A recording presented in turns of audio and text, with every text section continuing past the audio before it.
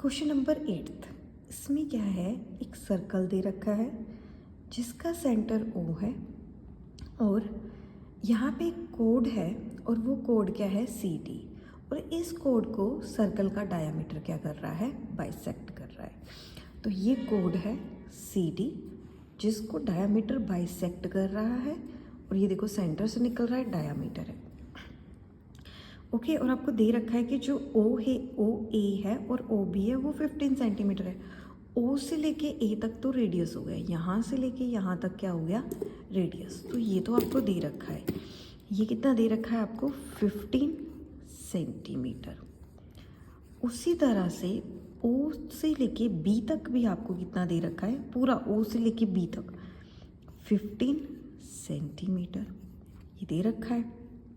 उसके बाद आपको OP दे रखी है, मतलब यहाँ से लेके यहाँ तक 15 है, यहाँ से लेके यहाँ तक 15 है।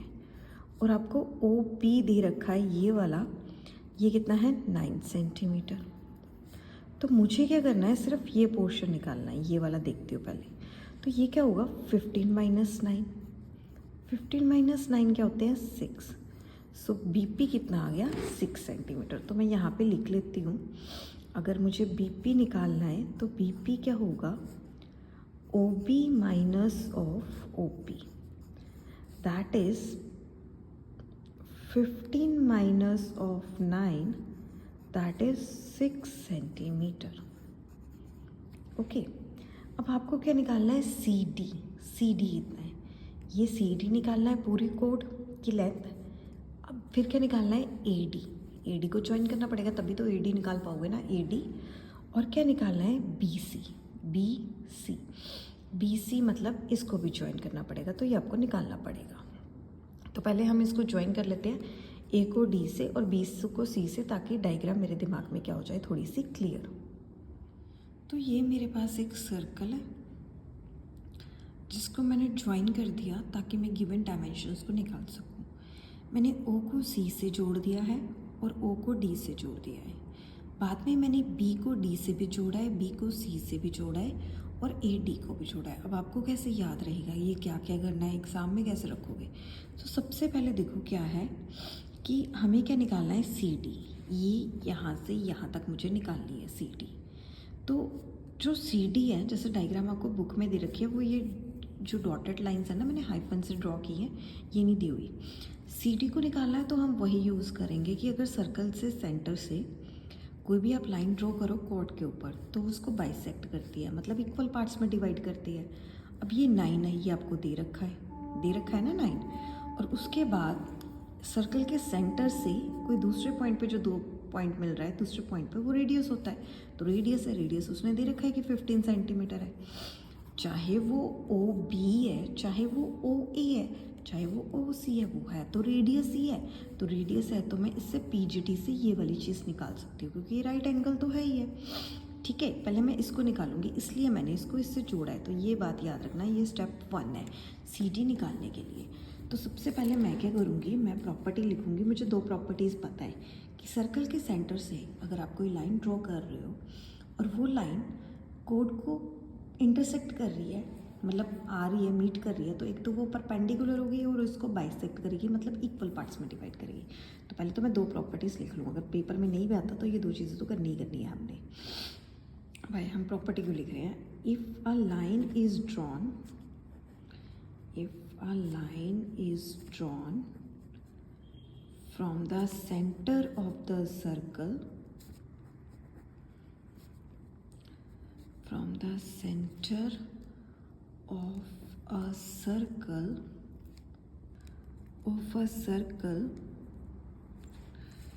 to the कोड के ऊपर ड्रॉ करिए, इट बाइसेक्टेड, ये उसे बाइसेक्ट करती है, मतलब इक्वल पार्ट में क्या करती है, divide. It bisect it, that means आपका जो CP है वो किसके इक्वल होगा, PD के। It means CP is equal to PD is equal to half of पूरा CD, इसका आधा होगा, क्योंकि इक्वल पार्ट में डिवाइड कर रहा है। इंटरेस्टिंग क्वेश्चन है, मज़ा बढ़ाएगा इसको करने में, इसके सारे चैप्टर्स के क्वेश्चन है इंटरेस्टिंग है। दूसरा परपेंडिकुलर होता है, वो भी लिख ही देते हैं, टीचर खुश हो जाएगा। If a line is drawn, और पूरे चैप्टर में हमने ये 2 थ्योरम्स तो किए हैं, तो हम टीचर को बताएंगे ना कि हमने ये की हुई है. If a line is drawn from the centre of a circle to the code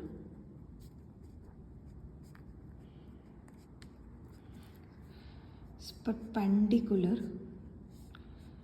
it is, हम यहाँ पे लिखेंगे it is perpendicular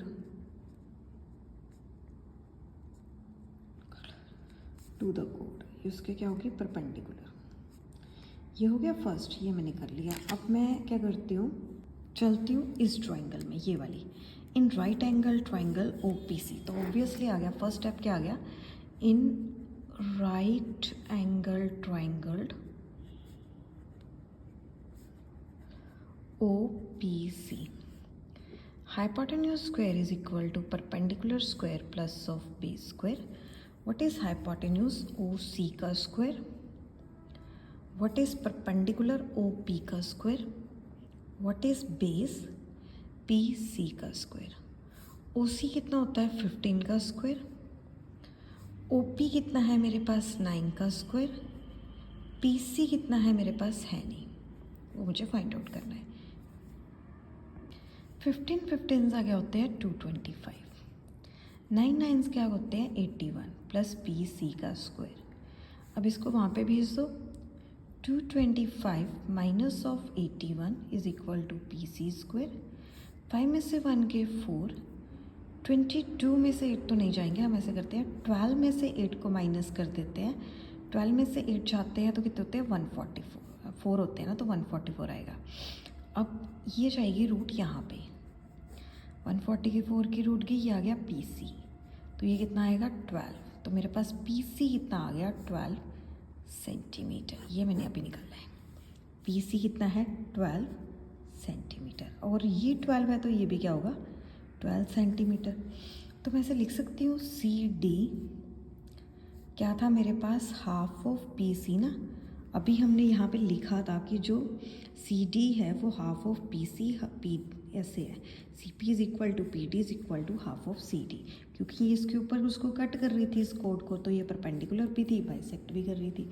सो इसको उधर भेज देते क्योंकि मुझे 2CD निकालना है. एक्चुअली PC निकालना है ना, तो ये गलत लिखा है मैंने. ये ऐसे है, PC is equal to half of CD, उसका आधा होगा, तो ये 2 जाएगा उधर. ये CD का आधा है ना PC, तो मुझे तो निकालना है, तो ये 2 उधर जाएगा, ये हो जाएगा 2 times of PC is equal to CD. 2 × 12, ये कितना आ गया, CD, तो ये आ गया 24 सेंटीमीटर. तो CD तो मैंने निकाल दिया, दैट इज़ 24 सेंटीमीटर. तो मेरा CD कहाँ था, यहाँ पे CD निकालना था.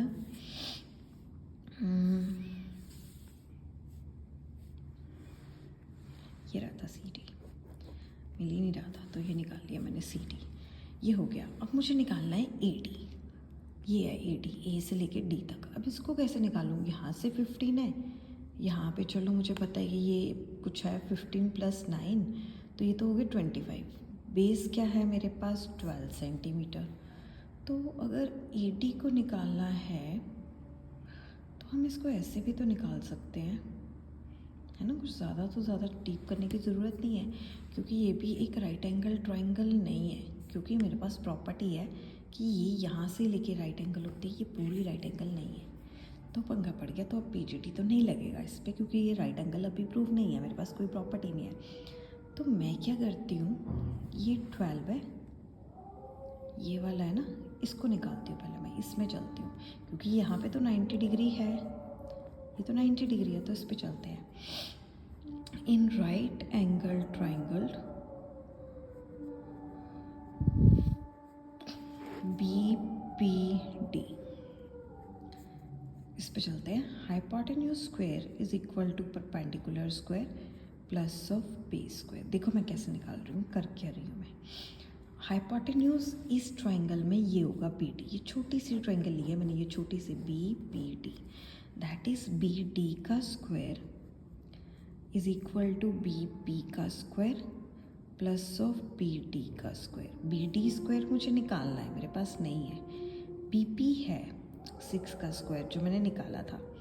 बी डी मैंने अभी निकाला, वो सेम ही है, 12 का स्क्वायर इक्वल होते हैं 6 6 का 36, 12 12 ज़ा 144, 6 + 4 10, 4 5 6 7 180। इसको अंडर रूट मत देना, इसको ऐसे ही रहने देना, बताती हूँ क्यों। ये आ गया सेंटीमीटर। अब एक ना प्रॉपर्टी याद रखना, देखो मैंने बी डी निकाली है, बी डी ये वाली, ये क्या आई मेरे पास 180, अंडर रूट मान लो चाहे। अब अगर कोई भी सेमी सर्कल के अंदर एंगल हो वो हमेशा राइट एंगल होता है। हमारे पास ना ये प्रॉपर्टी है, जैसे कि आपके पास कोई सेमी सर्कल है ऐसे, और इसके अंदर ऐसे कोई एंगल बन रहा है ऐसे कुछ, तो ये हमेशा राइट एंगल होगा, ये प्रॉपर्टी है। सो पहले मैं प्रॉपर्टी लिखती हूँ, पहले इसको थोड़ा सेपरेट कर लेते हैं ताकि हमें थोड़ी डिफ़िकल्टी ना आए। तो यहाँ पे प्रॉपर्टी लगाते हैं, angle in a semi circle is a right angle. तो अगर कोई एंगल मेरे पास सेमी सर्कल के अंदर है तो वो क्या होगा, राइट एंगल। कैसे होगा right angle? So it means ये जो है बी डी ए, ये बन रहा है ना सेमी सर्कल के अंदर, ये पूरा बन रहा है सेमी सर्कल के अंदर, तो ये राइट एंगल होगा। That is angle B D A is equal to 90 degree. ये हो गया मेरा फर्स्ट। अब आगे चलते हैं। बी डी ए मेरे पास क्या है, 90 डिग्री है। अब उसके बाद मुझे थोड़ा आगे बढ़ना होगा, चलो करते हैं। इन राइट एंगल ट्राइंगल, अगर 90 डिग्री प्रूव हो गया, इन राइट एंगल ट्राइंगल कौन सी है मेरे पास, B D A. B D A मैंने उठाई। Hypotenuse square is equal to perpendicular square plus of base square. अब अगर ये 90 डिग्री है, ये 90 डिग्री है, तो इसके सामने वाला हो गया हाइपोटेन्यूज कौन सा, A B, that is A B का स्क्वायर। परपेंडिकुलर कुछ भी उठा लो आप, B D plus of A D, क्योंकि कोई पर्टिकुलर एंगल तो इन्होंने बोला नहीं हुआ। सो बी डी का square plus of A D का स्क्वायर। निकालने को क्या पूछा हुआ है इन्होंने, सेकंड पार्ट ए डी, तो ए डी निकलेगा यहाँ से। अब देखो क्लियरली, ए से लेके बी तक 15 + 15, ए से बी निकाल रहे हैं ना हम, तो ये 15 है, ये भी 15 है, 30 आएगा। सो ये आ जाएगा 30 का स्क्वायर। बी डी मैंने स्क्वायर अभी यहाँ पे निकाला था 180, सीधा ही 180 लिखो, अंडर रूट नहीं डालना, प्लस ए डी का स्क्वायर। 30 30 का क्या होता है 900, is equal to 180 plus A D square.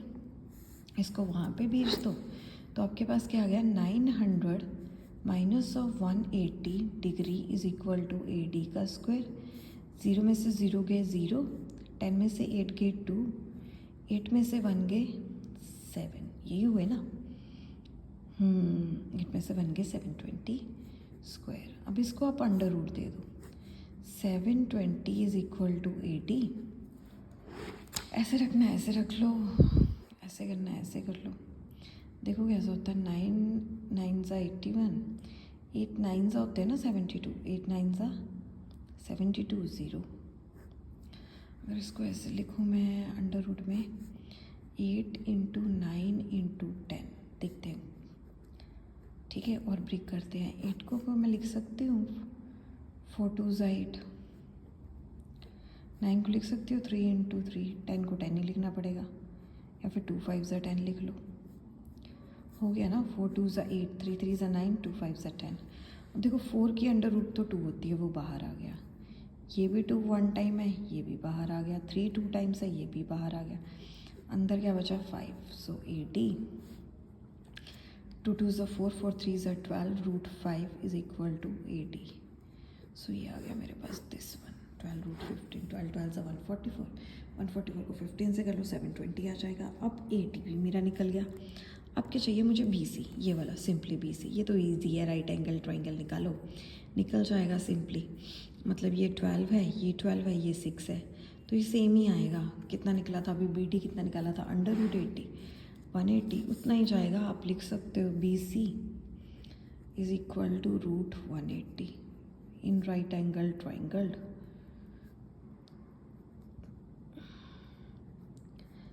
CBP, देखो ना ये 12 है, ये 6 है, 12 12 से 144, 144 में से नहीं नहीं नहीं, ये वैसे नहीं निकलेगा, मुझे चेक करना होगा।